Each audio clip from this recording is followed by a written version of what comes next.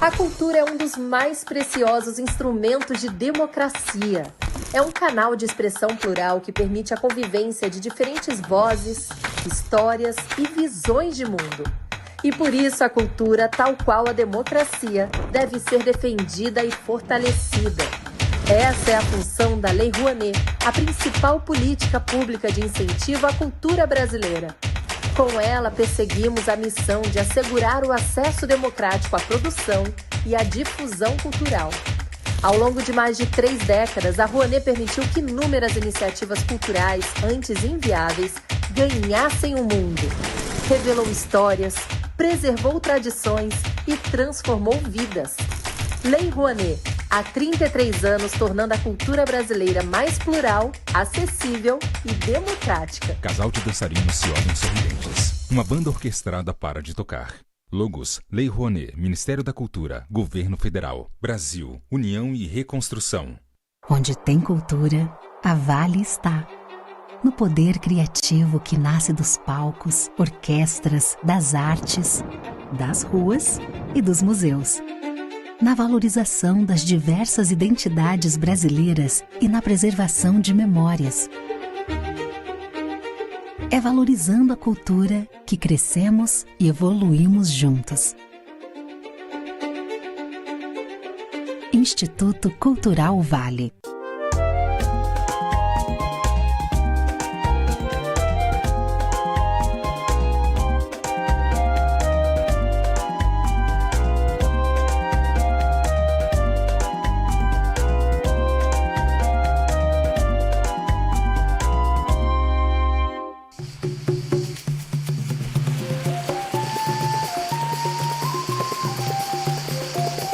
Para mim, não tenho palavra para descrever a importância das abelhas na minha vida e vice-versa.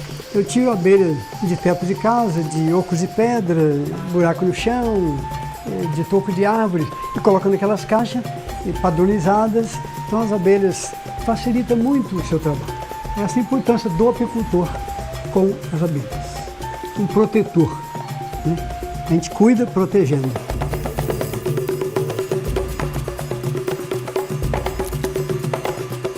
A questão do benefício na natureza como um todo, a polinização, esse preto é própolis, a produção de mel, pólen, geleia real, própolis. Tem até um pouquinho de mel ali. Eu me entendi por gente apaixonando por abelha. E a minha primeira colmeia que eu instalei, as 2 primeiras tinham 11 anos de idade. Continuo sendo apaixonado. Espero que até os 100 anos vou fazer isso.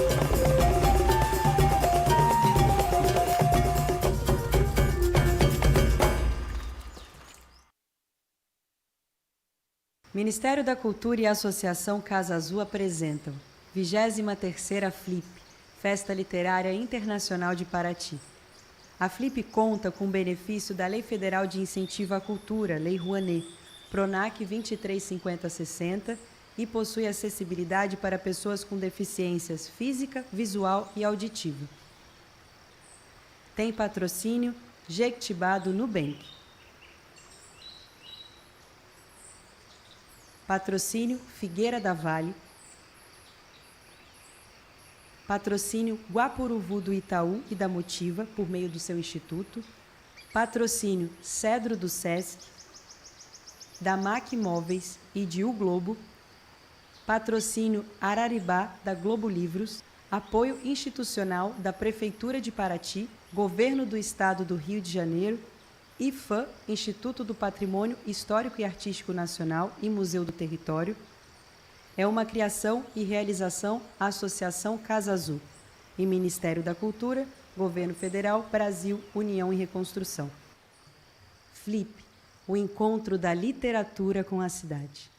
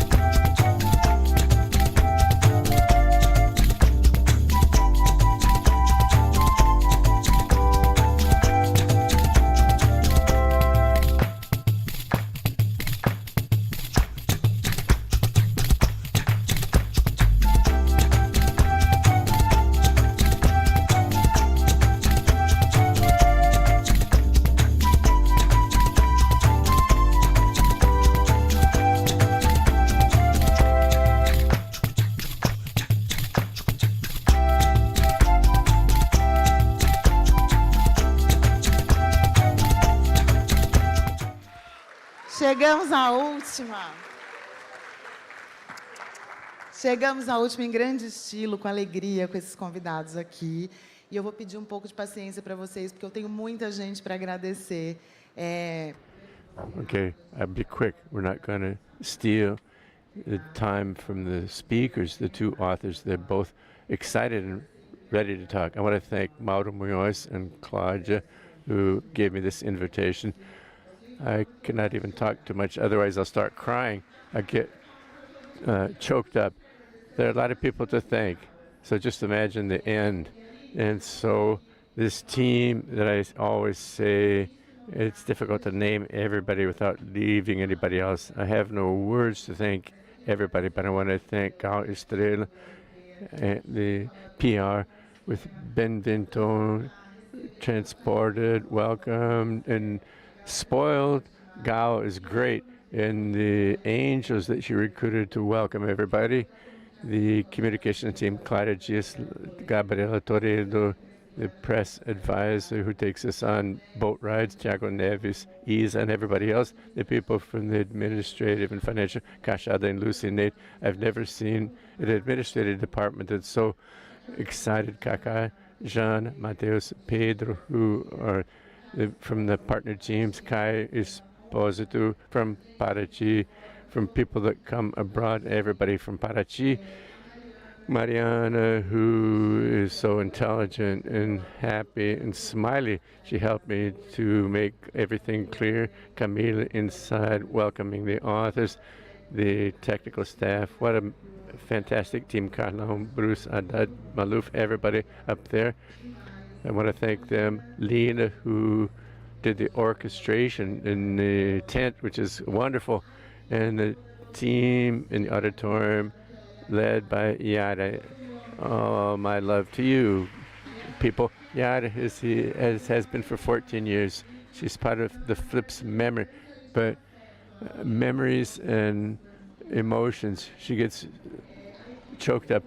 The security team, led by Rosie, who's impeccable. With Rosie, I always feel safe. The people from the architecture who came to Paraty a month ago to assemble the stage, the tent, all that team, the architectural design, the design people, Maria Fraga and Julie, who left this beautiful decoration and everything that we can see here. To the interpreters, the wonderful interpreters who had to interpret poetry, which is not easy. Thank you very much. The interpreters, the sign language interpreters, next to me, okay, thank you so much. The people from the Flip bookstore, Travessa, who organized the bookshop, packed full every day. You've probably seen it. And not to mention the Paraty Network, Flipinha for the kids, Belita and Luís Felipe Porto with Lucy and Flip Zona did wonderful work out on the town square. And fishing, so to speak, new readers, snagging them to get involved in reading. Congratulations to Flipinha, the kids program, and to all of the publishing houses, bookstores, journalists, and friends who talked to me and gave us tips, ideas, and as I always say, the collective curatorship. So I'm up here as the curator, but I feel like the antenna for and bouncing off messages. You that attended all the roundtable that stopped to talk to me to say that they were enjoying the festival and that Flip worked and you got moved. I want to thank you really, really, really from the bottom of my heart, okay? So, great.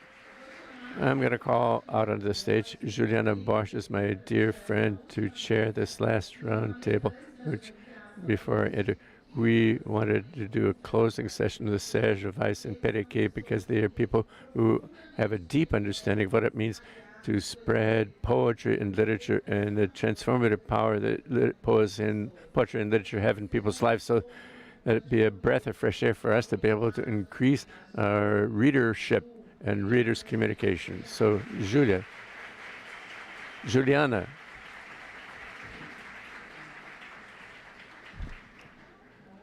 Okay, good morning, one and all.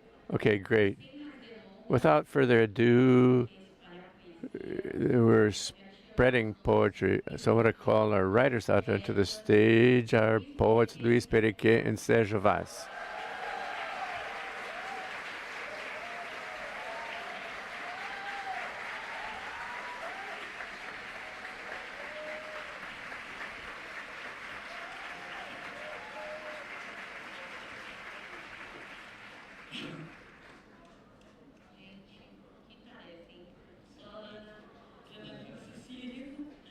What a task. Giving me this task of sharing. I feel at home and welcomed, and I know the task is Herculean to do the final session of Flip Incredible with roundtables that moved me to the core. Okay, poetry. Before we begin, I'll introduce you briefly. So Sergio was born in 1964 in Minas Gerais. He moved to São Paulo during his childhood. More than 30 years he's a poet and cultural agitator. He worked with communicating poetry on the outskirts of São Paulo, called Quebrada. And in 2001, he was one of the founders of the Cooperifa movement. In 2007, in partnership with local collectives, he produced the periphery movements that sparked peripheral literature on the outskirts. He's author amongst the project Poetry Against Violence, which goes to public schools with recitals and chats on poetry and reading. With award-winning work in literature and citizenship, Sergio Weiss is the author of 9 different books, amongst which the anthologies of poetry, Collector of Stones, Flowers, A Battle in 2023, amongst other. In 2006, in poetry from 2011, Chronicles, and he's launching now short stories, right, Sergio? Okay. Luís Perequê is a singer, composer, poet, 40 years in his career dedicated Brazilian popular music and valuing traditional cultures. He's from Paraty. His work, lyricism and social awareness raising. In his career as an artist, he's one of the founders of the Culture's movie theater and one of the the main voices in the Caiçara territory, contributing to the strengthening of the regional identity and to the democratization of access to culture. A round of applause for both of them once again.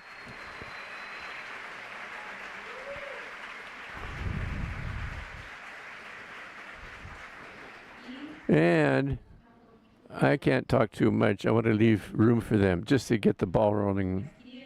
Before I turn the floor over to them, I want to thank Flip and the director, Mauro Munhoz, Ana Lima Cecílio, who's an incredible friend and who trusted me again to chair this special roundtable. I was moved when she talked about that idea. I wept at home, so if I weep here, don't worry. To be here in Paraty, in this living crossroads between memory and invention, I consider it a privilege. Paraty, with its cobblestones and tide, words, talking and listening. Zé Kleber is the roundtable. We're celebrating not only the word, but the various different collectives, the circles of bodies. Zé Kleber made culture a commitment to the territory and to the people. Leminski, the honored author of this edition, is a poet who also understood the word as a field of battle and for invention. You couldn't frame the faces. He was an erudite, but not conceited, popular without conceding. He wrote as a person who crosses the world at risk, and that's why he opened paths that still surprise us. Sergio Weiss made poetry an urban quilombo, a way of sharing the bread of the word. Luís Perequê, who sings Paraty with incredible poetics of someone belongs and resists. Amongst Leminski's verses and the spaces of José Kleber, this round table is called a passage. It's a privilege in this passage, in this journey with you today. And since it's called Spreading Poetry, we celebrate a poet in this flip who is Paulo Leminski. So I would like to invite Sergio Weiss and Luís Perequê to spread some of their poems for us to get started. and warmed up for our chat today. Okay, who wants to begin?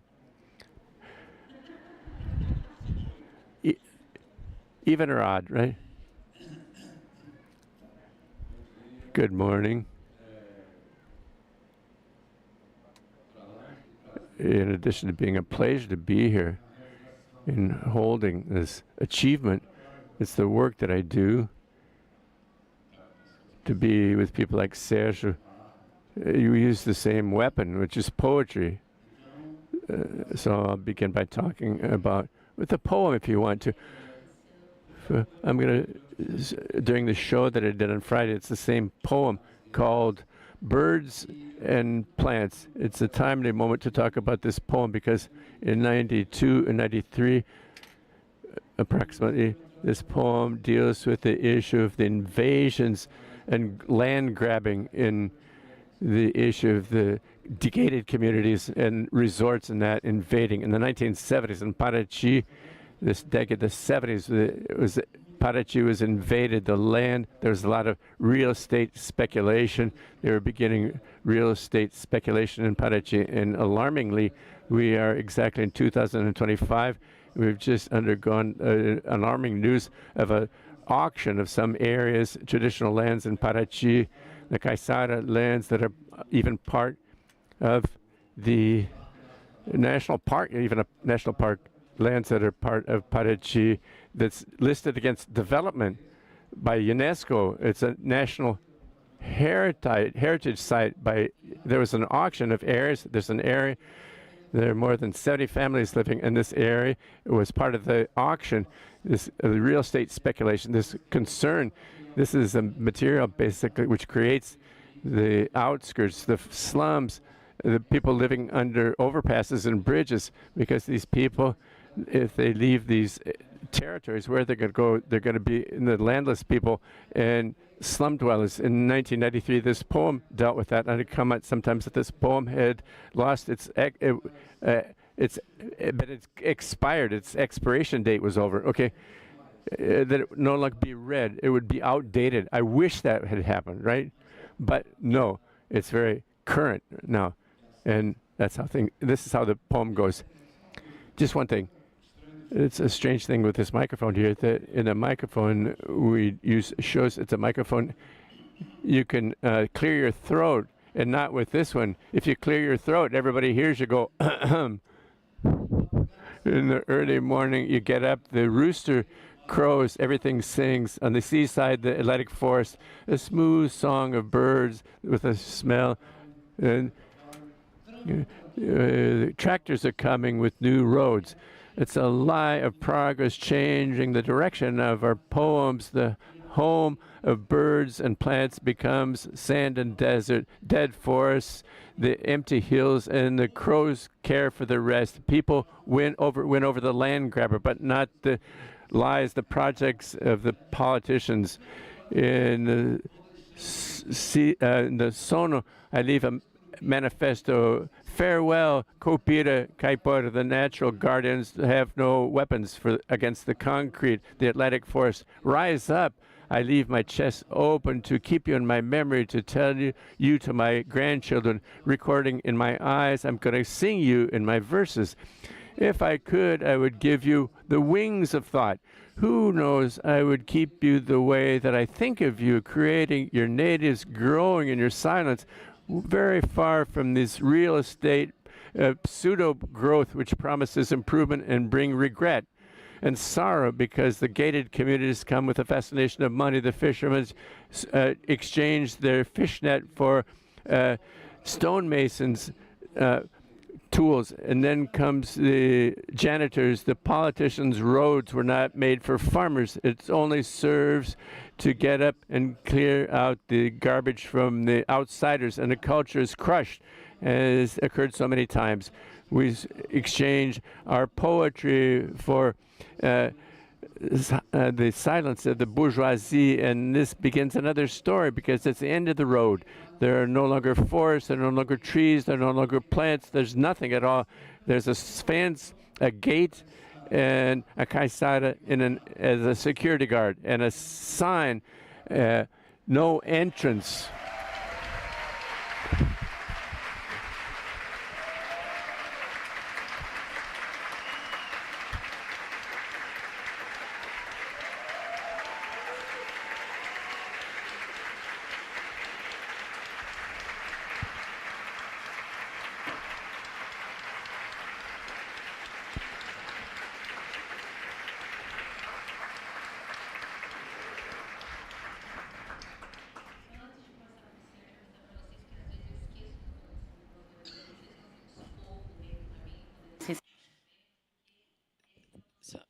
this is our culture. It's really a very good poem. So what you showed us now, it's really popo. Oh, everybody here already got it. Okay, popo. So here you go, Sergio. Good morning, everyone. I'm really happy to participate here at this round table. It's really a pleasure. I want to thank you for this invitation now in these holidays here. I want to thank my wife Sonia, my daughter Sonia, that accompany we some time now, and the flip for the courage to invite me. And I want to thank everybody from the Saraudi Cooperifa that maybe are not here now seeing me, but they're close to me every day. And Isidore, that unfortunately is not here now, and Wagner and Batidão, Gonidite, Marcelucci, Cocão, Avós, Márcio Batista, Zé Batidão, already mentioned. I'm so nervous. So there are really many people that I want to thank, and I'm really happy to be here now and on this Sunday full of poetry, and I want to talk a poet, Poesia Negra. Black magic. Dona Edith, keep quiet. Black magic. Black magic. Pele playing football. Cartola composing The World is a Meal in Milton Nascimento in Travessia. Black magic by Castro Alves. Black magic. Javan. Emicida. Racionais MCs. Simonal. Black magic. Drogba. Fela Kuti. Black magic, Dona Edith reciting poetry in the afternoon. Carolina de Jesus is pure black magic. Garrincha had two magic black legs. James Brown and Milton Santos are pure black magic. I cannot hear the word black magic because I become a dragon. Michael Jordan and Michael Jackson are black magic. Cafu, Milton Gonçalves, Ruth de Souza, Dona Ivone Lara, Jefferson, Jorge Mendonça, Diana dos Santos are black magic. Black magic, Luísa Marim Calafate, Fabiana Costa, Machado de Assis, James Brown, Alice Walker, Nelson Mandela, Tio Peck, Luiz Gama, Conceição, Evaristo. That is what I call pure black magic. Black magic is Malcolm X, Halle Belafonte, and Martin Luther King marching. Mussum, Zumbi dos Palmares, João Antônio Candeia e Paulinho da Viola, Rosaem Bolt, Eza Soares, Sarah Vaughan, Billie Holiday, Nina Simone, more than black magic. I make black magic when I dance Fundo de Quintal and Bob Marley, Cruz de Souza, Zazimo, Spike Lee. Everything is black magic in them. Omojá, the spirit of Zumbi, Afro, Coteban, FMBB, Baiambai, Mangueira, all of the samba schools making Ash Wednesday into first category magic. M.V. Bill, Anderson Silva, and Sorano Trindade, Oda Jacques, Paula Tavares are black magic. Black magic are the whites who have solidarity in the struggle against racism. Rap, samba, blues, rock, hip-hop, and Afro-Babata. Black magic is magic that never ends. It's a bunch of other people who are all black magic. The rest is racist fetishism.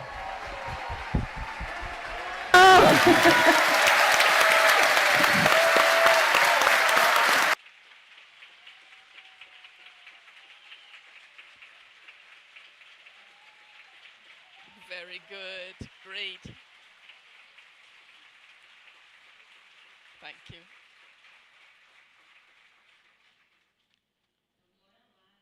Well, just one thing I forgot. I wanted to thank Cafu and Richard from the editor Global. Really, thank you so much. I'm really very grateful. Okay. So let's start. What we already said, let's start.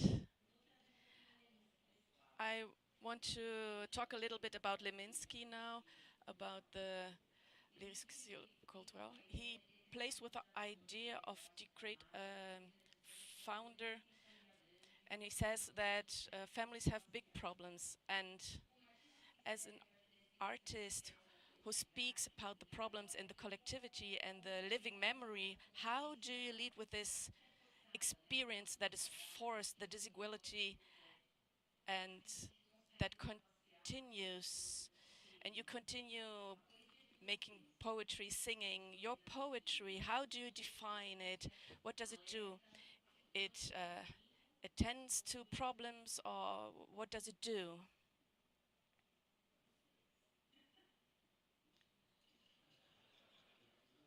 Okay, I already did the first round, so now it's your turn. Well, I wanted to stay with the easier question, but it's okay.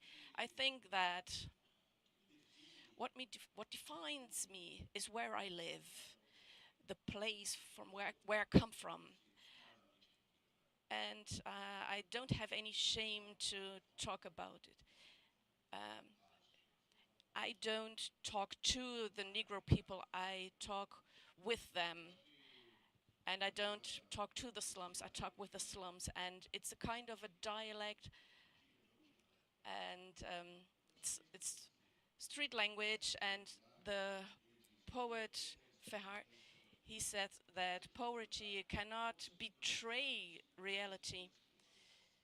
You have to talk about people that don't have a voice. And so a long time I wanted to write about these people that have a voice but nobody listens to them. So I wanted to make of my poetry something that is useful, not only beautiful words, they have to be useful. And when I write with my hands, with my eyes, with my heart, and I know that somebody is looking at me. And things that I write about things I see on the streets, and then people on the street say to me, "Oh, Sergio, I read what you wrote about, and it really moved me."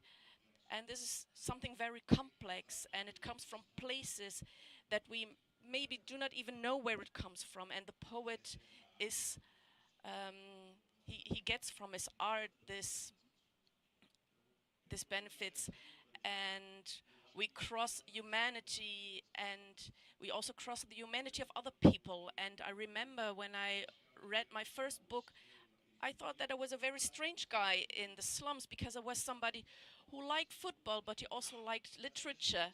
And as I liked reading, I felt myself a little bit strange. And then I realized that there was nothing strange about me. I was just a dreamer. And the problem is with the world, and the problem was not mine. And then I started to like to live. So the literature, she really saved me for the first time. And I read Maria de Jesus, inspired no hip hop and in this culture that represents Carl de Jesus. And I started thinking about wanting to write like her, maybe not very deep, more simple. And the poetry, literature needs to have utility, and it kisses the feet of the community. And that's what I wanted. I wanted to communicate with my neighborhood, and thanks of that I wrote a book. And when then my neighborhood wouldn't know me, with whom I would celebrate, so I started to present myself to my neighbors, and I thought I have to write like them, for them. And that's how I define my poetry.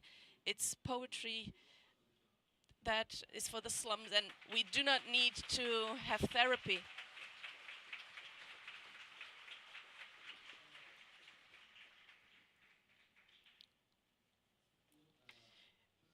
Well, you talked about, well, I always think that that poetry is an instrument, and it serves for a lot of things, and it can be protest.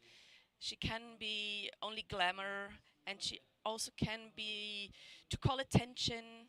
So I think in my work I have this task of calling for attention everywhere, and I think I find this a lot in poetry. So I think poetry for me is not only written, it's the reading as well. What you already mentioned, you read a book, and the poet, he has this exercise of writing and of reading, and we want to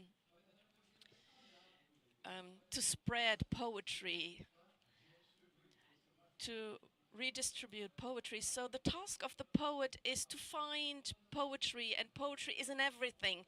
It's under the bridges, it's on the field, it's in the MST community, and it's on the politics side. And we have to take it out of these places and bring it to the people. So there is a song. I opened a show of mine with her that says, every night there are stars above us, and there are butterflies all around. It's so beautiful, all these things. How do you say it? These repetitive things. They are so beautiful, these things that repeat themselves, that we nearly do not see, do not appreciate, and they happen every day. And the poet, he observes all these things, all these beautiful things, all these battles. And sometimes, yes, she comes out as a cry, as a plea. And I think that poetry is this instrument. And when I say that poetry, written poetry, it's the exercise of the poet, but poetry also happens in reading. So every time you read a poet, it really reflects your state of mind at that moment. One day I asked a friend about Fernando Pessoa. He gave me a book of Fernando Pessoa, and we talked about this, and he said a sentence that I even commented with Sergio before. Poetry, the book, you read it till the middle of the book, and then when it's not good, you stop. And when a book of poetry is different. When you open a book of poetry, the poets are the same, but you are not the same. So the day you read it, every time you read it, it's different. And I remember a poet of Fernando Pessoa, and the music talks a lot about this, humans and nature and the Bible. I think I read this poem about 40 times, and it's not that the poet changed, it was me that was different. So I think that poetry is this instrument of our daily life, and well, that's it.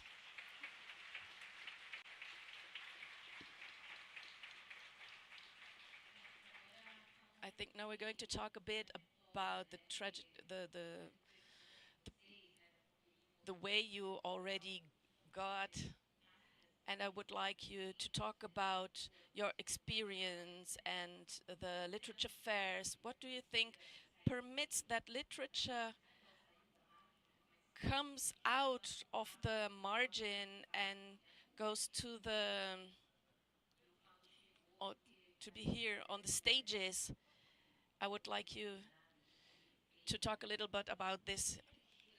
I come from the same place as Sergio, so he made me what I am now. And what marked your way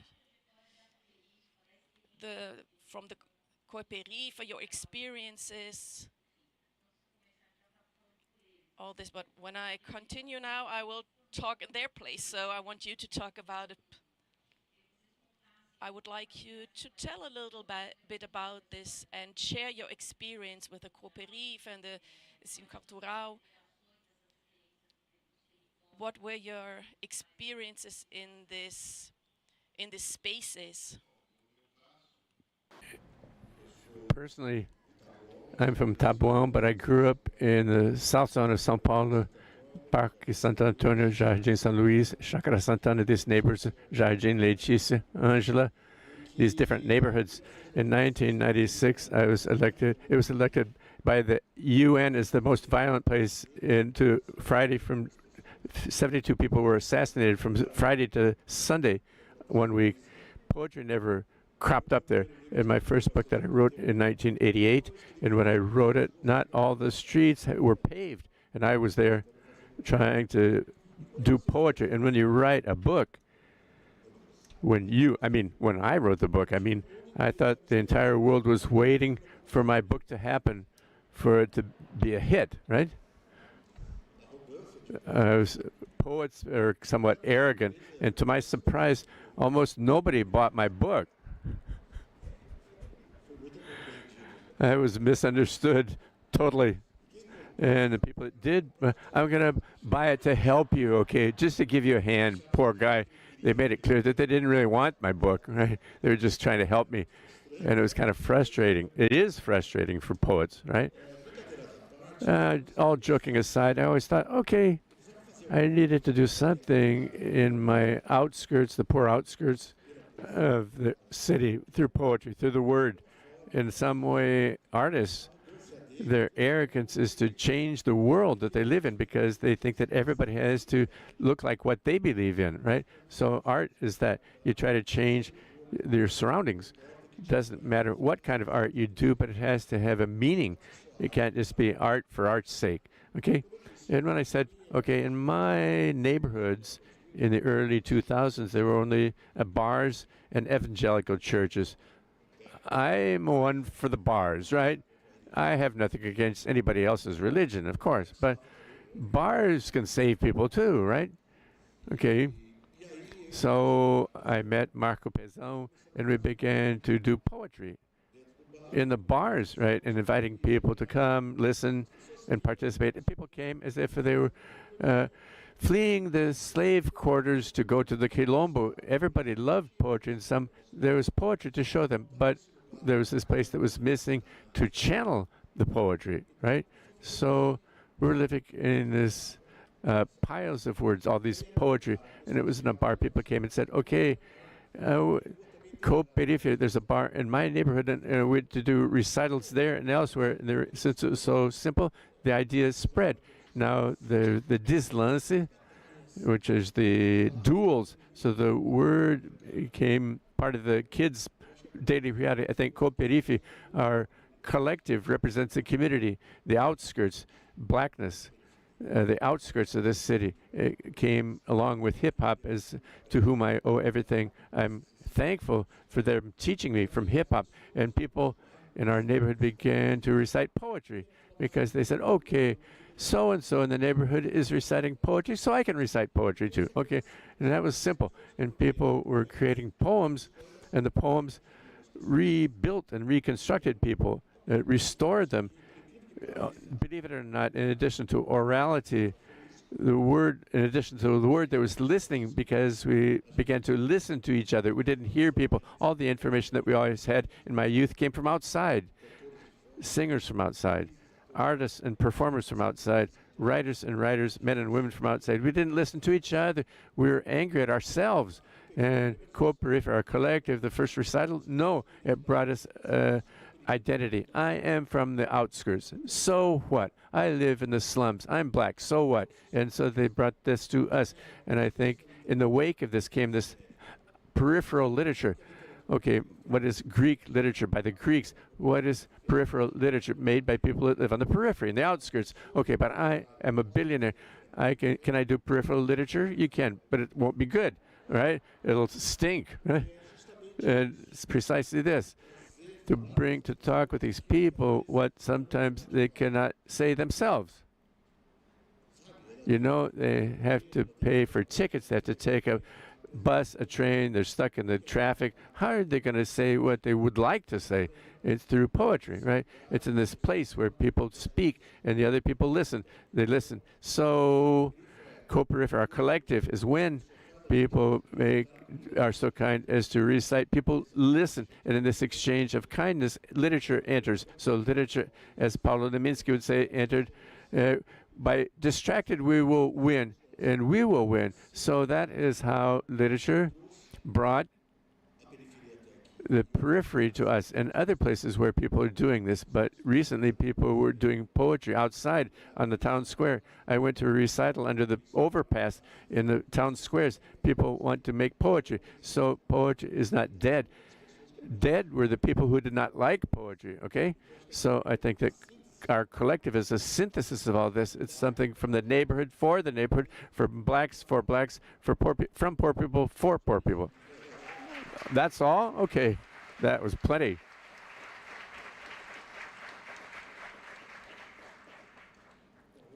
I actually, my beginning to reach where you just cited, I had to go way back. It was an important time in the land pastoral movement under the Catholic Church. I was still very young, liberation theology and everything. I met the people who, there was a woman called Mother Jo, and it was important to meet this woman. She was Philippine, and she did this work. She did readings with the peasants, the landless peasants, everybody that founded the rural trade union, Perequê, the rural workers trade union. This woman did readings. She read the Bible to us in the meetings. Afterwards, she read political work to compare for us to understand the Bible and the political manifestos to make that bridge. And from there, I began to understand this issue of the land grabbing and the real estate speculation. I was a young man. I began to understand, and automatically I began to do my music, some songs about those meetings, things that I can't even remember anymore. The land mission, the land pastoral mission, that idea of the landless workers. So I began to have this idea of singing my place and singing my own reality. And of course, afterwards, living with José Kleber, it was very important. This meeting with José Kleber introduced the path to poetry. When he saw some things that I was doing, he understood that I had a possibility to have some real content. And afterwards, I went to São Paulo in 1984, approximately, when I did Caiçara's song. Caiçara's song, according to Antônio Carlos Geregues, who's the Pope of Caiçara music, he said its music began to define what the Caiçara territory was, because until 1984, it was pejorative to say that you're a Caiçara. And in this song, Caiçara's song, I reaffirm the customs of the Caiçara residents in this music, with being proud to be a Caiçara and saying how good it is to be a Caiçara. And this helped people to reaffirm their Caiçara identity as a traditional fisherman. And this circulated on the coastline, which is the corpus from Ilha Grande Bay to Paranaguá. So this music is used in documentaries, in books, in schools for environmental education here in Perequê. I want to thank the teachers who took my work into the schoolrooms to this day. But in 1984, when I went to São Paulo, I met a person, and we went to live in Dutra, in Interlagos, and I met a group called Faith, a music group, Faith, who combined people who also, in my situation, coming from the countryside and from the seaside and the cities, and going into the cities. And they also sang this and loved Caiçara's song. And I realized that I did, like you said, I used to do music, and I was choosing a path which was not the music from the market. And I understood from the industry, I wanted to sing my own place, and I knew the limits that the market imposed on it for this kind of work that I was doing.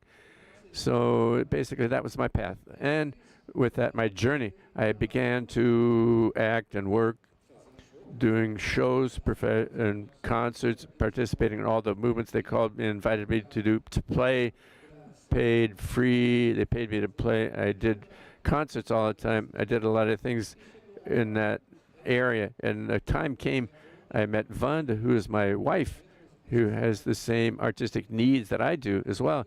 And it was with this necessity that we reached that it was important to have a space where we could discuss things without depending. When you work with government, is great when they do things.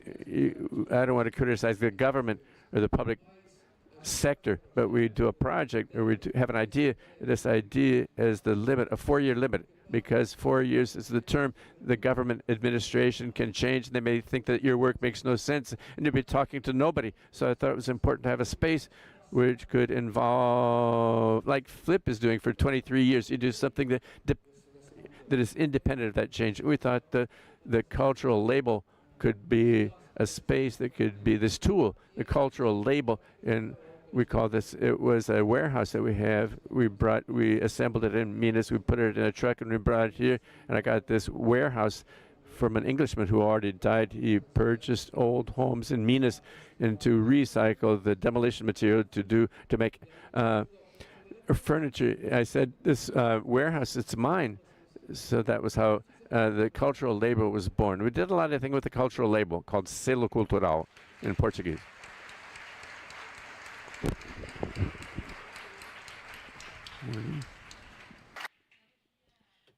Now I would like to ask you more about the references you have. Kleber, Leminski, Vasque, Perequê, every one of you has artists that write a lot about the body, language, publicity, the body of the slums and the body of the language, culture of regions. And this is not only homage to these voices that founded the poetry, but I wanted you to would like you to talk about the references for your poetry. Sergio already talked a little about this, but I would like you to deepen out a little bit on this. So your references in poetry. My references, not only reference to music, but references to contact in community. And whenever I talk with culture is the result of contact, and we're observers. So observing this, my references are like, okay, I actually, for example, I can say that I have references in the cirandeiros from Paraty, the people that dance, it's circle dances on the beach. Cirandeiros in São Paulo. I came here from São Paulo. I can tell you, I came back to Paraty from São Paulo, and I met next who had defined my music even more so that it wasn't working, but to insist. I met Décio Marques, for example. Décio Marques was a singer who traveled all across Brazil collecting songs, and who knew about my work. Décio Marques took me by the hand. He said he recorded 8 different songs of mine in his albums. He was an alternative composer, and I met a person who said Décio Marques was the only hippie that worked, right? He was successful. He traveled constantly. He made a bridge, a conversation with Gilberto Gil. I asked about Décio, and Gil had met. He defined Décio. He said Décio was the welder of friendships. When I did my first album, that he helped me a lot to reach this point in 2000. Décio, not only with me, 10. He got 10 albums. He had bags full. He put the 10 albums in his bag, and he opened his bag and he said, this guy's very important. He's from Bahia. And he took my album all over Brazil. So there's a meeting that happens in São Gabriel where Daniel Lasalle went to play. He said, Perequê, people are singing your songs in São Gabriel because Décio took it there. In the Rio Negro, I went to Porto Alegre, a town near Porto Alegre. Pedro Osório, the man called me from Pedro Osório because Décio had gone through there and left my album there with them. And I went to play that, and suddenly they were playing, and in the middle of the audience, people began to sing my song, Joaninha, right? They already knew my song there down in Porto Alegre, right? So Décio had this role. So Décio was a great influence for my work, including to say that I was on the right path with what I was doing when he recorded my things. He put them in his repertoire and talked about me all over Brazil. So it was very important.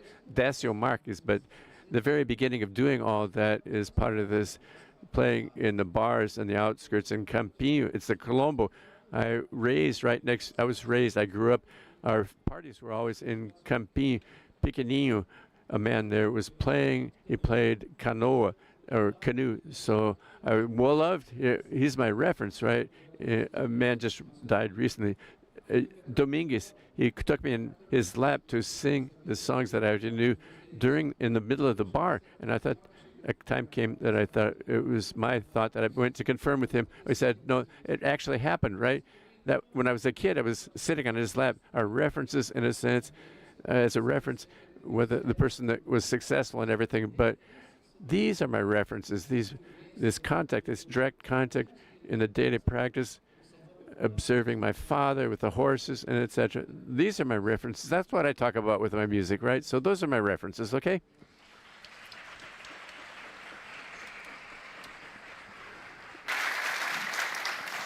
Uma vez eu estava num bate-papo. Once I was in a chat with Paulo Neminsky, and there was something that was so beautiful that practically it defined me. And I always say that I was the one that said those things, but I'm quoting others. But since we're recording here, I don't want to get stuck with my pants down. Okay, there's nothing that I like more in life if there's no art in it. Life has to have art for me. And when he said that, somebody said that, I understood why I've always been so strange and weird, because art defines me in a very deep way. I'm extremely influenced by the word. I love the moments. If you take a musician who says, who are your idols, okay? Perhaps he might go back to the 19th century, but if you take a writer, they go farther back, 1500, 1600. The references for me are these poets who came before, like Carlos de Assunção, Cucho with the black notebooks, Carolina de Jesus with The Child of the Dark, a defective color by Ana Maria Gonçalves. I loved that. I was stoned. I'm influenced by Racionais MCs, Gog, Chico Buarque, Taiguara. I'm influenced by them. Fundo de Quintal, the samba group. I'm influenced by Brazilian cinema. I love theater as well. I love to go to the theater. And each place that I go, it's like I learn something there. Recently, I am hooked on Dostoevsky, right? I love to exhibit, because I took a long time to like Dostoevsky because it was too hard to understand. And I tried and insisted on everything. And today, if I read The Idiot, I'm going to go to the miniseries. I go to the reviews. Crime and Punishment, the same thing. If I read Brothers Karamazov, it's the same thing. So I fell in love with authors, men and women, at a given point in my life. A film, for example, the mystics, some of them say that there's something called recourse to cactuses. The library of the world, we use our cell phone to capture these things. We use the radio, for example, and there are people that use their own heads, right? Their sensitivity and sensibility. They have their antennas attuned, and they can translate this through art. And through arrogance or distraction, I think that I'm able to capture, to hear these people talking. I can understand what these people are saying through the films, through the literature. It's common when I read for the first time Captains of the Sand, and I missed going back Dor and Pedro Bala from Jorge Amado. So I love books. Sometimes a person who writes and say, I think, how do you write, okay? How can you write without having this passion for writing? Okay, my influence comes from art. It comes from cinema. A Godfather, City of God, Brazil, Central Station of Brazil. So the reference of literature in Brazil is strong. When I read Beloved by Toni Morrison, when I read Captains of the Sands by Jorge Amado, if they talked about James Bauer, Black Mask, White Faces, Black Faces, White Mask by Frantz Fanon. It comes from the head of a person, that plot, that story, that defines me. You can't read anymore if you can't go to the theater. I thought, what am I going to live for anyway? Okay, so I'm influenced. So my references in a given point is so-and-so or this, that, and the other. I used to love Chico Buarque, for example. I listened to everything by Chico, and then Gonzaguinha, and afterwards Fundo de Quintal. Fundo de Quintal, I listened to them every day. So I think art, I think that I go to the theater. I just went to Silvio Santiago about Ray Charles. I wanted to invade the stage and say thank you and crush them, embrace them. People that like art, practically in this country today, it's almost like a cult, right? You remember that book? Did you read that book? People whisper in hushed tones to each other.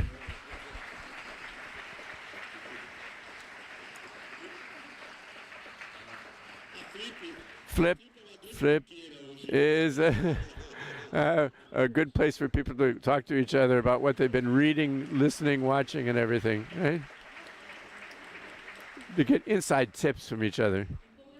And how we already said yesterday, we're going to spread a little bit more about poetry, and I would like you to recite something, a song maybe. You just go ahead, do what you would like to do, and after that we come back to the questions and answers if you like. So we're here for this. So here's a big soiree. So Talking poetry, I'd like to say something I think is interesting because of our meeting here and our encounter.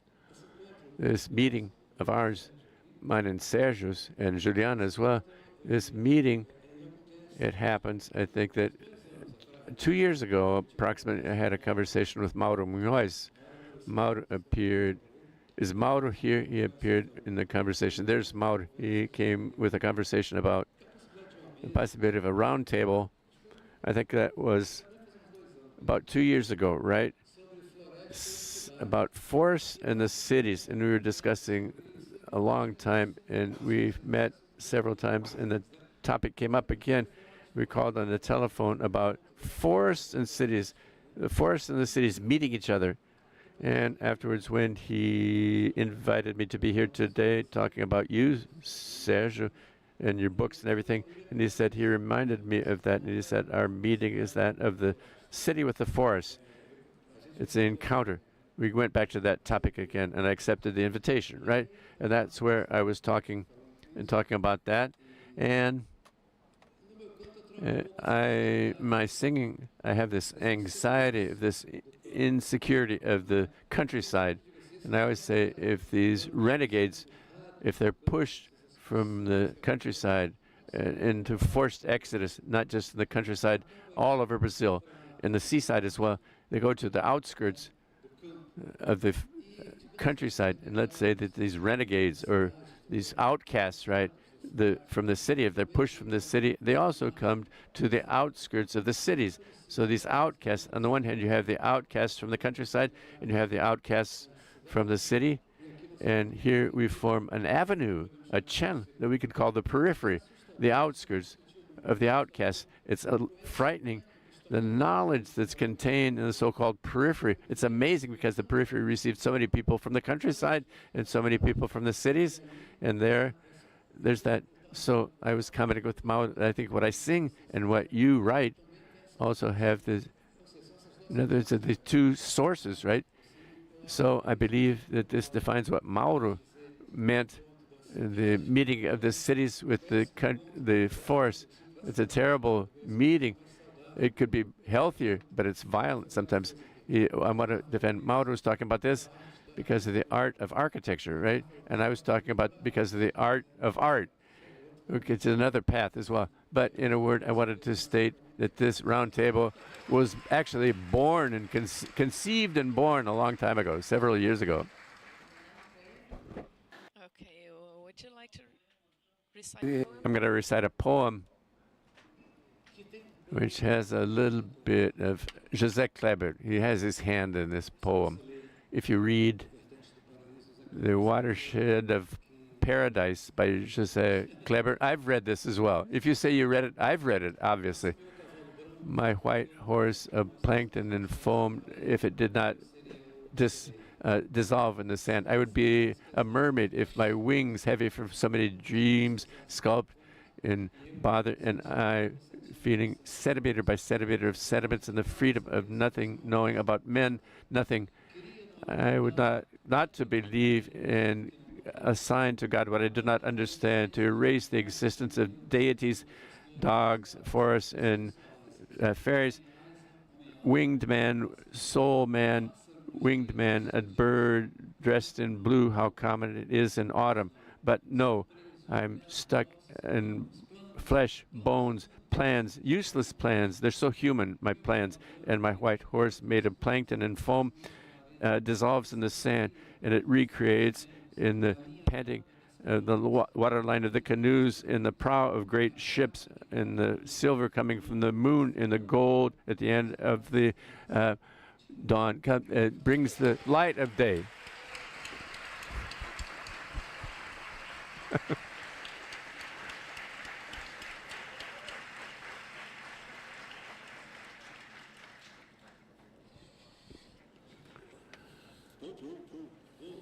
Po po po.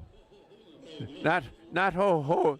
This is not Santa Claus. That's Santa Claus. It's po po po, not ho ho ho. By po po po. It's an interjection for punctuating this session. My book is Flowers of Masonry. An endless love. Oh yes, love is gone, but I'm forced because I began. I was happy because I loved you, honored for having been by your side. But although you say that you love me, lip service, the silence of your eyes afflicts my heart.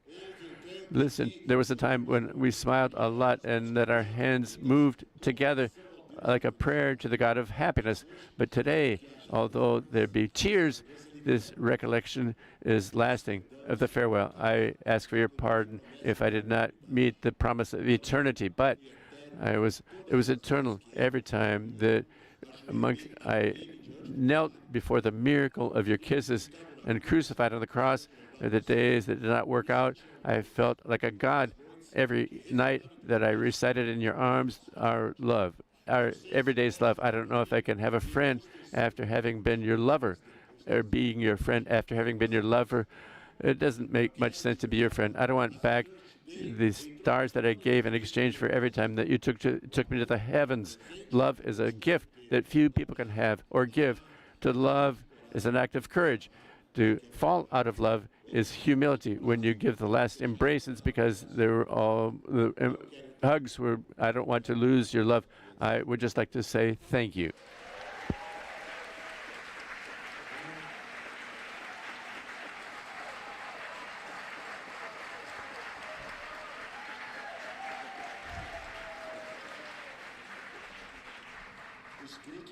And the brutes love as well.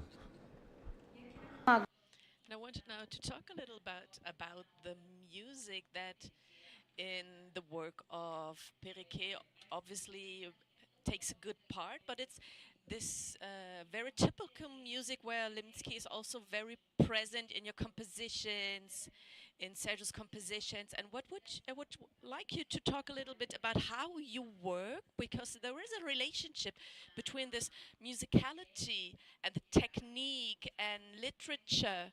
And also all the time I see in your work that there is a representation of the body and the time. And I would like you to talk a little bit more about what a poet does in this process of writing. So I'd like you to talk a little bit more about it. Okay, tell it just a little bit, please. Just a very little bit. Yeah, we're going to reveal it all today. And what's your inspiration in your work? Where do you get your inspiration from, your muses and all these things? And I would like you just to talk a little bit about this, how you construct this cadence and everything in your work. Take it away. I think that there's no secret, actually. Let's get this straight right away, right? Tell me, there's no secret. Straight away. Okay, sometimes it's an exercise, right? I, for example, have an idea about a song. So sometimes I take my guitar and it's already ready, the song. Susanna knows, right? And sometimes with my guitar, the song is already ready, and there are things that you have an idea that takes some time. And now I think that it's called inspiration, which is the raw material, right? I think that this material, the raw material, it's just like the issue of dreams. You have a scene that you don't record it rationally, but in some place in your brain it stays, and you have a dream that you say, why did I dream about that? In some way, this happened with you somehow. I think that our work has that point. You see a scene which doesn't really call your attention poetically for that scene, but afterwards it catches you. It goes after you. It comes to you. And I call this inspiration. When you have a recollection, it's an emotional recollection or memory. It's a feeling, right, that comes to you in a flash. So basically in poetry, for example, the song that I just talked about, the Caissara song, was this song that I took a long time to do. It's a long song. It took a long time. I was singing it here. A little bit of it. Mending the fish nets to surround the fish and fill your home with fish for food. Mending your network, I surround the fish and take the fish home.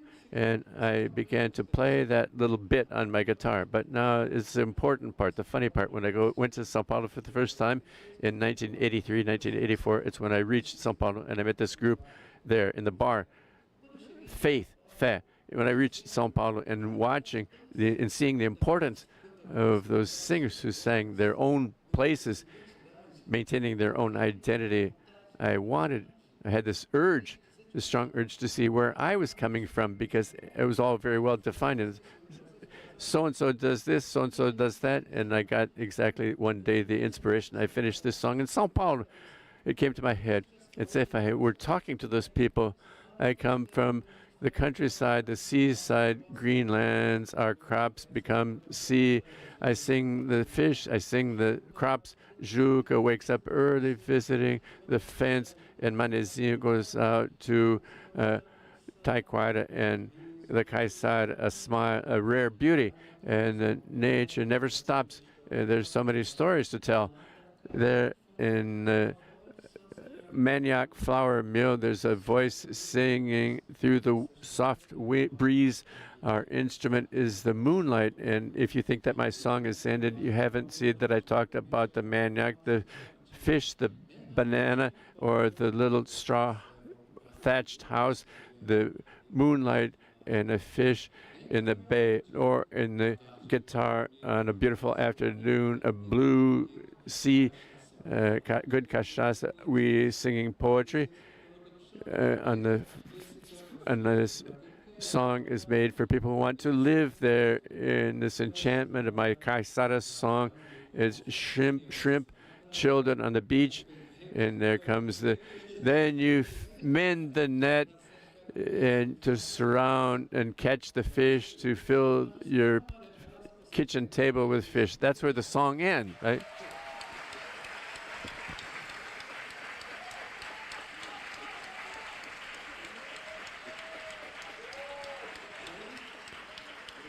Thank you. So there's another song called I Brazilian, I Afro-Indian, I Brazilian, I'm from the coconut water and the Caxingale, a mixture of races with our pasture. Streetwise, I Brazilian, I Afro-Indian, I from white, black, the tambourines from Angola, brown skin, macaw feathers, a face of a black malongo macungo, sugarcane juice, cachaça. If you discovered Brazil, it was not me or you or Cabral. The people took the Brazil wood, it was nobody that saw I Brazilian, I Afro-Indian, I Brazilian, I. Black is race, black is color. So much grace in my mother's eyes, the memories of my grandfather who was Bantu, one black, another one was white. My soul is mixed. I sing the mixed race. Miscegenation. My grandfather came from the caravels in the slave ship. My grandmother in the worshiping grounds. Somebody liked her. From the slave quarters, eu Afro-Indian, I Brazilian.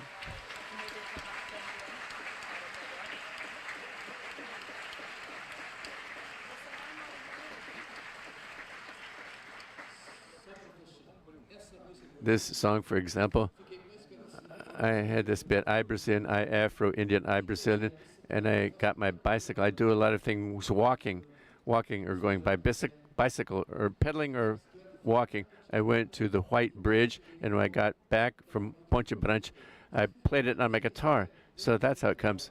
Suddenly it came to me. Sometimes it takes a while, but not always. Okay. And I did one. Vanda asked me to wash the dishes. She wanted me to wash the dishes while I was washing the dishes. I came back singing the song. I picked up a guitar, and it was ready. So it came to me after washing dishes. Go wash dishes, and you can compose songs, right? Those are tips from our poets here. Okay. My secret is that I never like to work, right? I've never liked it. I think it's beautiful and everything for other people, right?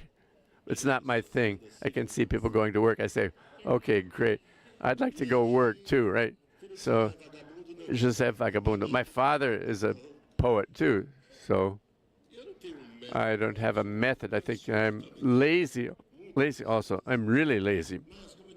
But as I say, I'm motivated by observation. I love observing and watching.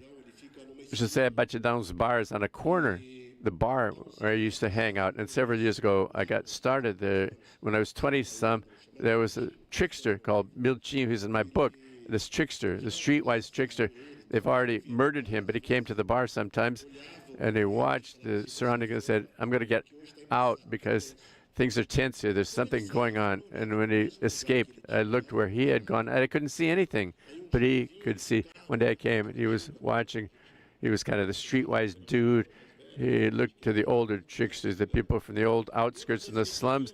And another time he came and looked around, and he left suddenly. So one day, one of these days, he stayed there, and he said, Miltinho, sometimes you come here, you look around both ways, and you leave because the atmosphere is tense, and you leave, right? I look the same places, and I don't see anything. What's your secret? He said, how do you want to be a poet if you can't see what cannot be seen?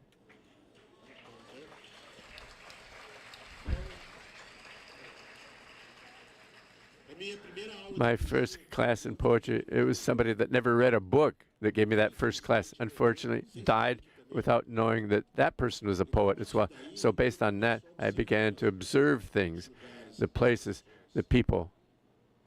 I began on the bus. I'm watching how people comport themselves. I tried to imagine what their lives, how they speak, with whom they hang out, what kind of music they do. And sometimes we who are from the outskirts have a lot of contact with the tricksters and the outcasts. Sometimes art is so important that a dude, a trickster, may not say to me that he wants that woman, or he likes that woman, or he's sad because she dumped him. He listens to Bello, the musician, because Bello suffered for him, right? The musician. It makes it lighter for him. Sometimes he's angry at his boss and the police. He hears racionais rather. What are they saying? It's the song that I recorded. It's their song that is talking. So I think that's the point. I think that I can write like someone who penetrates the hearts of somebody.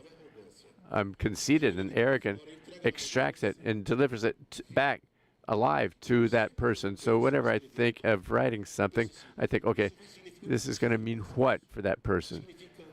What does it mean to me? To write for me is also to take revenge on the past.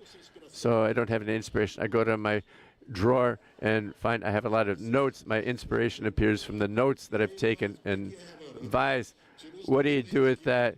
Take 2 or 3 notes. The drawer is full of notes that I've taken. So for several reasons, I don't have a secret. I think the secret, I write a little bit.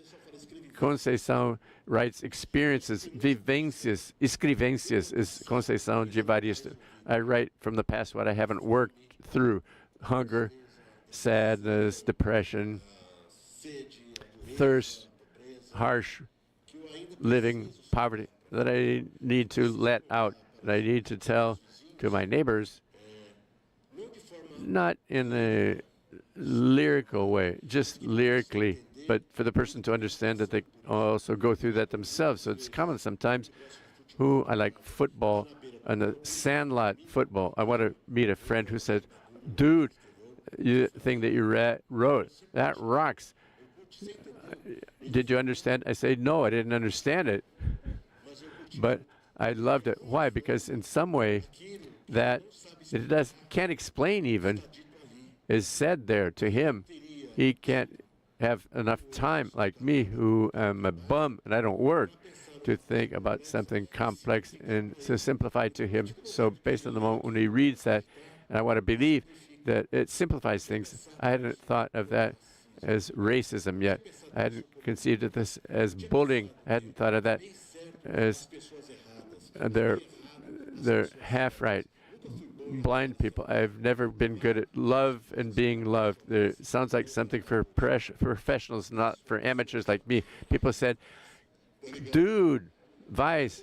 I met a man who said, bro, I am dating this girl because of your poetry, right? Look, that's all I need, right?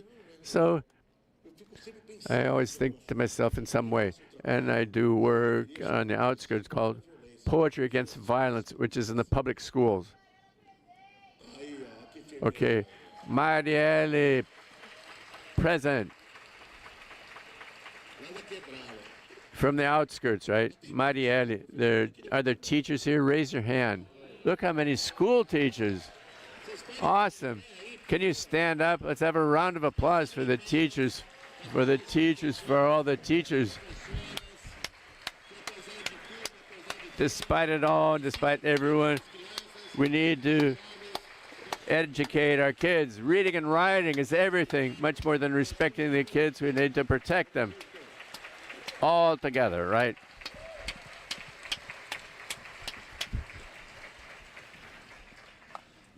So when we go to the schools, we do workshops. Afterwards, the teacher, the man or the woman has a recital, and somebody says, Sergio, that poem by that kid, we think that he suffers bullying at home, right? That girl is suffering harassment and abuse.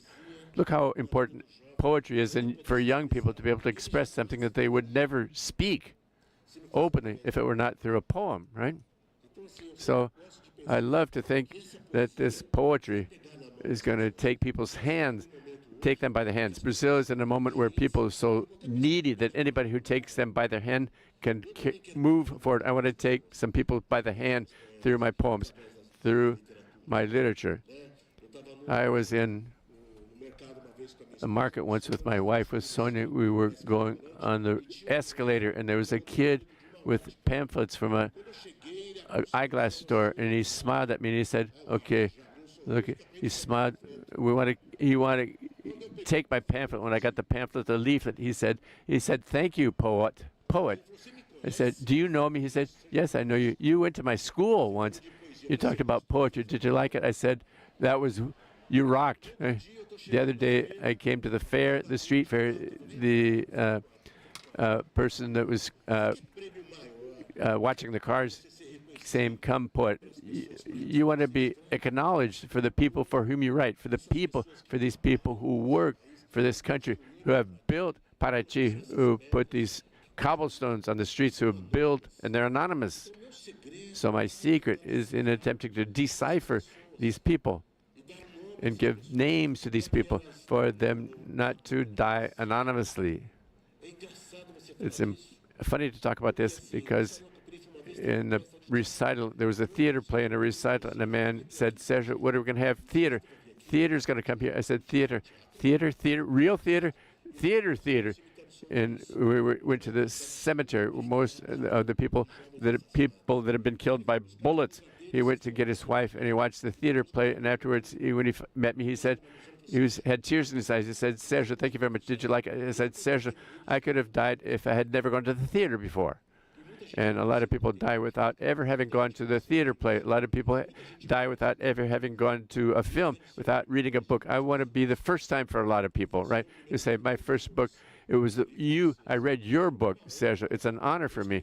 I wrote a book now called The Heart of Children Don't Die, because it's to find children that I was and to solve problems that I had in the past, to work through them. And my book showed me the child that I was, showed me that my problem no longer exists, that I can abandon it in the back and that everything will work out, that I don't need to be the father of myself. I can be a friend of my own boy. And I write thinking of this all the time, how I can help people to understand a little bit better what they may not have enough time. They know, but they don't know how to express it. They don't know how to explain it.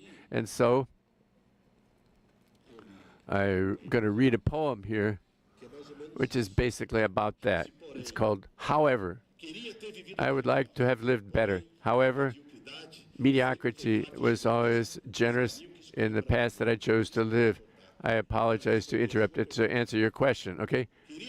I would like to have lived better. However, mediocrity was always generous with me in the past that I chose to live.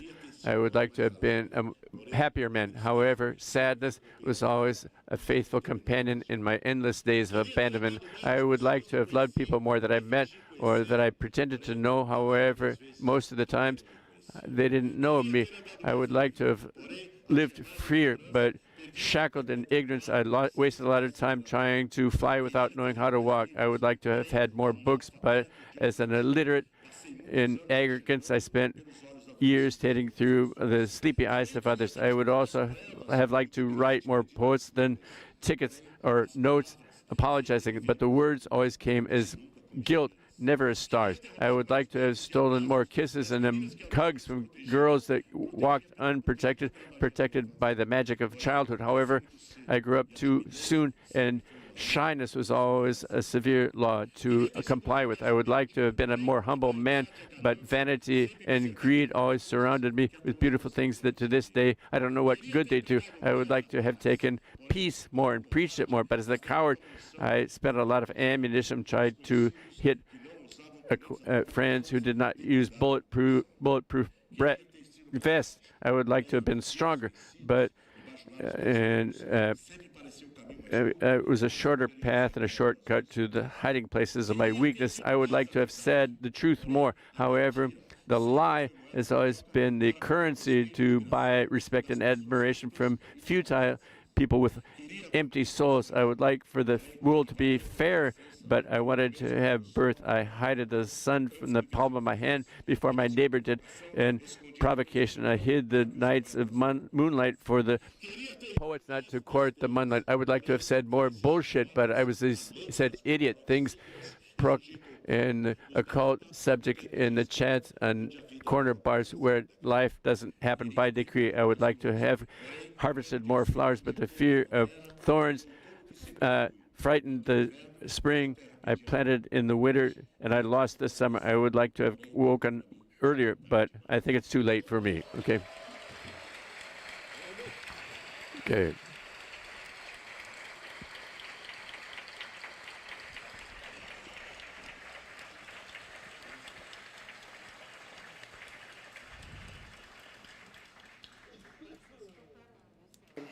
You do not need to excuse yourself for nothing, right?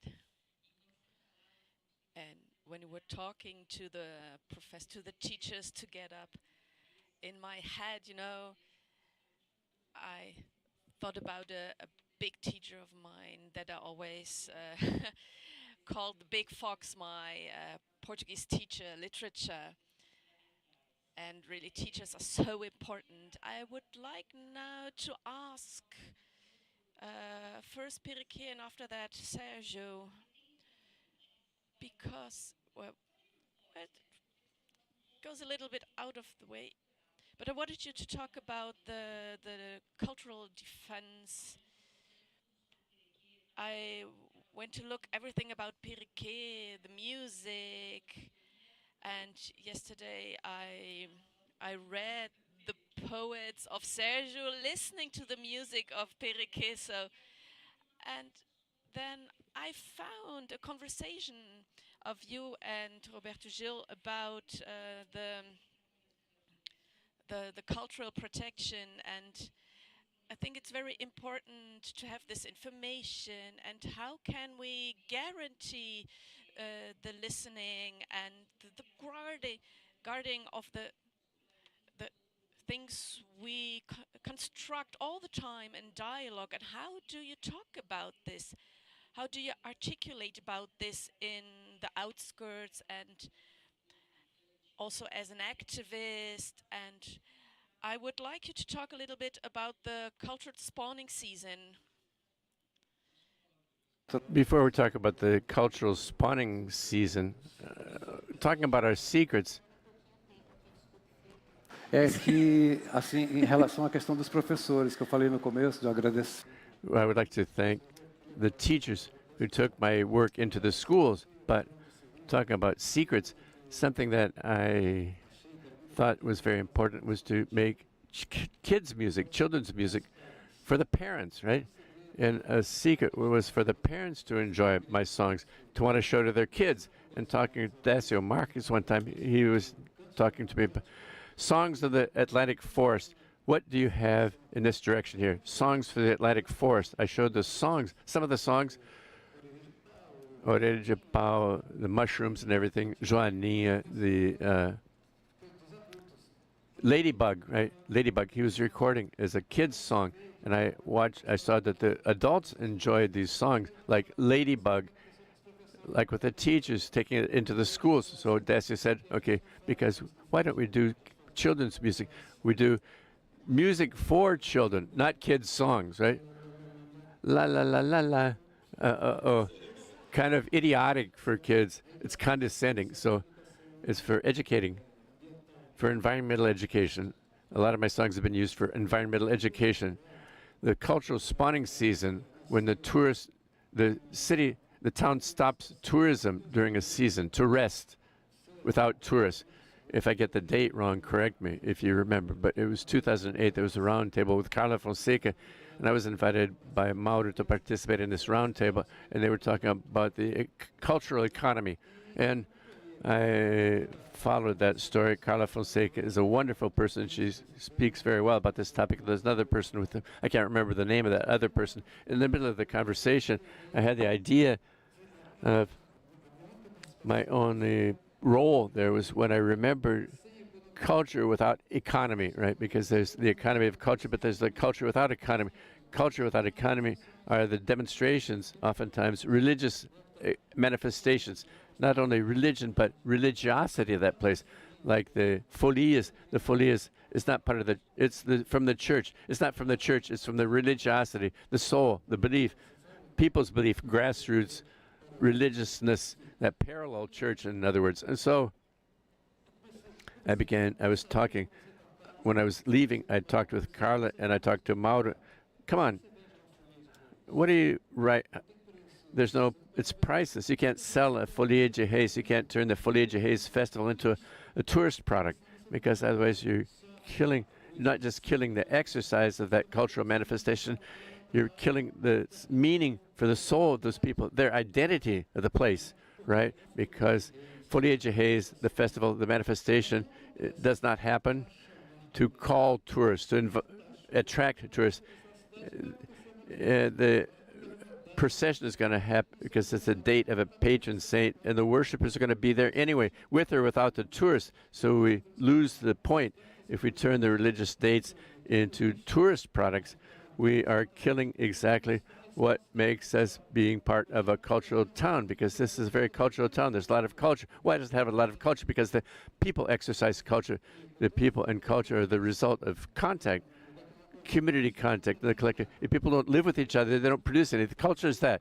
You on the outskirts talking about the guy in the bar, I go to the countryside, I see such and such a scene, and I talk with the farmer there, and a song comes, a poem comes and everything. When you kill that and quash that, it disappears. And I began, how can we raise this topic in, as the Meister said, that Sergio, for people to understand it easily, and to understand it easily, what comes to mind is the cultural spawning season with the reproduction of the sardines, the fishermen, the artisanal fishers, because large-scale fishermen, they fish on the high seas, the open ocean.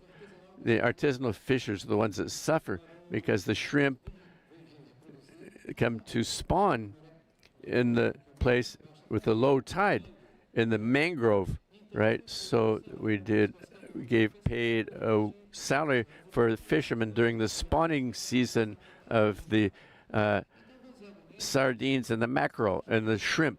So we should have a cultural spawning season as well, because in a community that doesn't produce culture. So it's necessary for, and we also post the birth of Flip, Parachi became a place of a lot of proposals of events, right? Because there was a lot of visibility. Everybody wants to hold an event here in Parachi. If we aren't careful, I have always said this, we are going to become a town not of event, cultural events, but a town of the culture of events. We only do events all the time, right? On the one hand, it's good. On the commercial side, it's good. In terms of money, it's good. Flip, for example, employs more than 300 people in an event like this here. That's important. But you cannot do this all the time. So, but also, you can't stop that. We've talked, even with Mauro, to try to, at least for the festivals, the events rather, are not part of the traditional events, not on the same dates, because the traditional events are that of the local population. If tourists come, great. If tourists are religious, wonderful. But let's not hold a huge event right in the middle of one of the popular festivals. It's like bringing an elephant into a lettuce garden. So cultural spawning season is not a movement. Cultural spawning season is a concept in this spread. Gilles liked this story, and somebody said that he talked about this. The cultural spawning season, they talked about it in a talk in Bahia, ended up this spread all over Brazil. Some towns even respected more than us the concept of cultural spawning season. They practiced. They called me to talk about cultural spawning season. But here in Perequê, I think that this is people from the local culture have commented to me that a lot of things they no longer do because of remembering that. Mauro gave an interview one time. He told me one time that he, in his head, he changed the concept of flip after this discussion of the cultural spawning season. So cultural spawning season is precisely this, to protect. Not even this, because we also have to be careful. If you say, for example, so you want things to not change, that we always have something cultural tradition? No, I don't want for people to steal my identity. When I got to São Paulo, you come from the fields because I had an identity. I came from a place mending the fishnet. I knew what to say. That's why you don't want to kill the place's identity. So that's what cultural spawning season is about.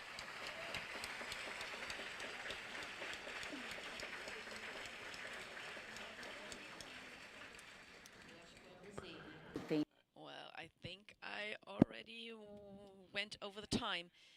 So as Mauro already said, I've got so many questions. So if you just let us go on, well, but we're coming to the end of this round table, and I would like to hear from Sergio a little bit about this. Would like you to talk about your work and how the street smartness comes into your work. I would like you to talk a little about the function of this in your poesy, in your poetry. These are very tense topics, very hard topics, and at the end I would like both of you which questions you would like to ask one the other, and Leminski as well. If you were now, all the three of you, sitting at the beach, talking, and what would you talk about? And I would like to have Kleber and Leminski together with you, just talking, just chatting at the beach. I think there would come out a lot of good stuff. So what do you think right now? What would you talk about? Can you go back to the first question? I try to to keep it short, but I'm a human being after all. I can talk about humor. I might not look like it, but okay. I think that it has to do with my personality as well. Facing life the way I face it. Oftentimes, poets, I don't know how other people are. At the end of the day, we're translating other people's feeling. It's not necessarily you that's there. I'm not a poet that I want to die of tuberculosis, right? The idea, okay, poets are this, that, and the other. You have to suffer. I don't like these labels. Okay. Each person has their own way, and I love humor, although I'm not funny. I don't find things funny, but it's cool when you're in a place to prepare a person to hear something painful. You have to clean it with cotton. Life needs the lightness of daily life. In daily life, it's such a harsh life already. To start with, to smile as well is to confuse your enemies, right? So to confuse our enemies is also extremely important. A smile is where you sharpen your swords. I don't smile necessarily because I'm happy. It's like self-defense. We need that. We're living in a world where if you put on Instagram, I love orange juice, and a person says, what do you have against lemons? People say, just because you love oranges, right? Why don't you talk about papaya, right? Okay, so you have to be light to withstand, to survive. If you're in the pursuit of a dream, you have to forget reality, right?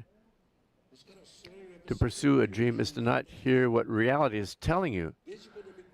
Ever since I can remember, people used to say that I was not going to reach the place where I have reached. I was not going to have books published because it was too difficult, because it's impossible. But they weren't talking about me. They were talking about themselves. They haven't fulfilled their own dreams, and they're saying, don't try even. Give up. If a person doesn't like my work, he was in a bookstore at the airport, and he said, dude, in the airport bookstore, who could have thought of it? I thought of it, right? Who would have thought of it?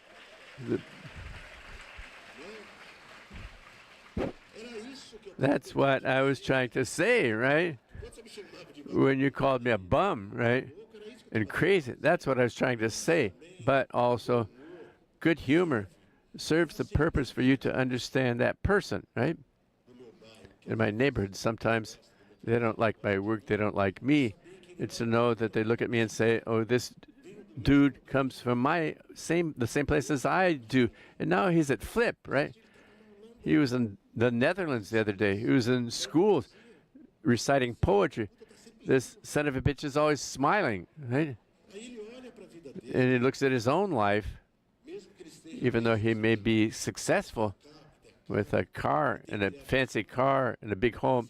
He raised his children. He misses something. It's not in the nighttime news, primetime news, and the soap operas. He misses that. And there's where anxiety comes from. Our world is moved by drugs. That's why, whether legal or illegal, whether sugar or whatever, they need that because something inside us is asking for more. It's the soul. If there's something that happens with us, it's that we're going to die. There are a lot of people that are dead in life. They're living dead. I don't want to be a living dead, like a zombie. I've suffered too much with life already. I don't let life do that with me anymore. When I die in my tombstone, I want to say, I rocked all my life. I was a heavy dude.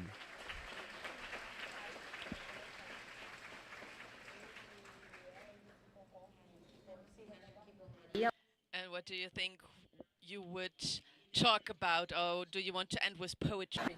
Leminski would say, let's go have a drink, right? If I had the possibility to meet these people today, at least José Kleber, I would say, you were right. And Leminski also, right? You were right, okay? And very quickly to answer your two questions, humor, actually, I love humor. I love my friends who tell jokes. I love that great jokes. I love people who can take the ridiculous from the situation. Humor is that when you show, I don't like humor that's being done today, people becoming famous, talking about bad-mouthing others. That's terrible. That's this Instagram humor. There's some humorists that say, are you sure?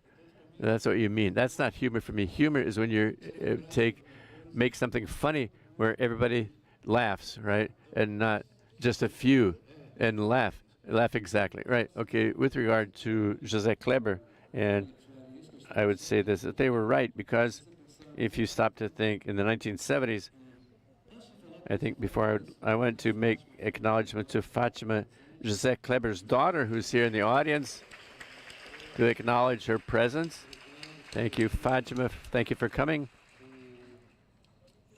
And I read we were young together with José Kleber. Very early. He died too young. José Kleber in the 1970s. Think of the 1970s and think of the pre-salt oil fields on the green coast. The dragons have lost oil looking for the wells. And Saramag, by enchantment, the dragon, or delve into these eyes in search of a dwelling place. And the ships have sailed on the sea for no beast to hear their sound in the deep well that they've chosen. The fire burns, and the marine and radioactive tongue drills the death out shipwrecks. The magicians have inspired our age, but nobody knows, have never seen the beast. That was by José Kleber.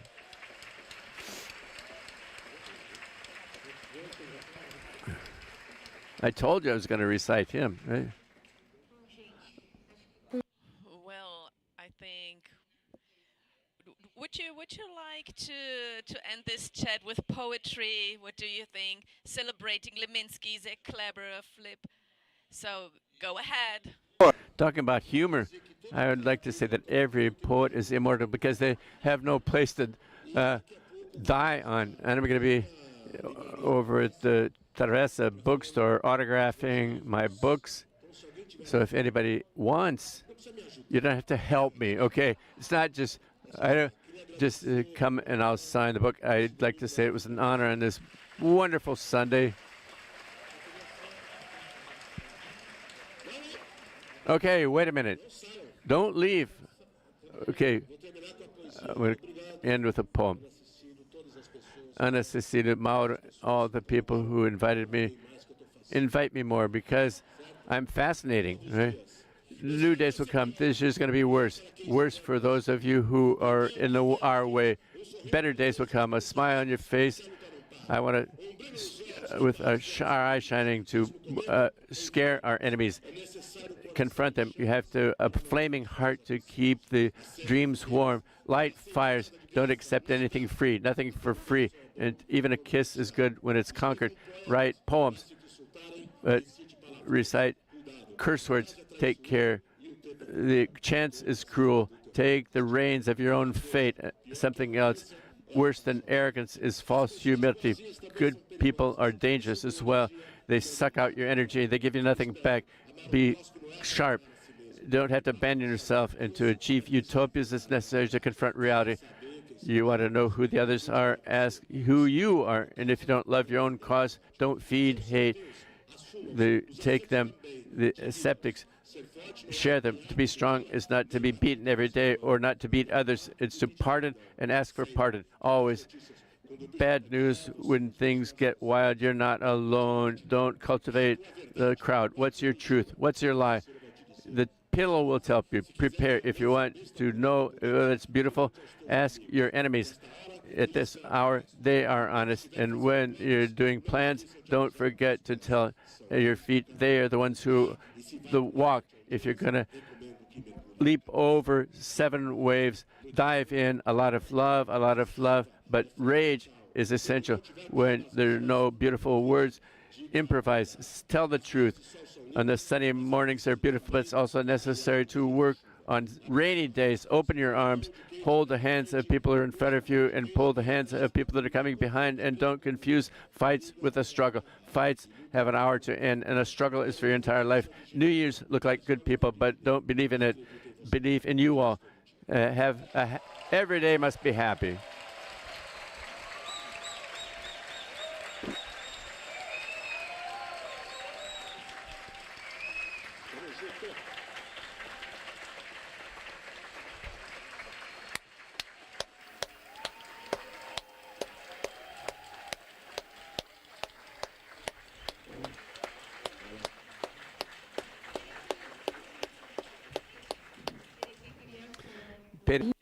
Say something. Sorry. since I do children's music for adults, very short. There in the river, in the crystalline waters, I see a fish to get a girlfriend. You clear the scales and the fins and look like you love. You know that the little fish, what the little fish does, it doesn't do anything. It swims. The little fish swims and swims. And it's from the nothing and everything comes to the little fish. Salve, Dona Edith!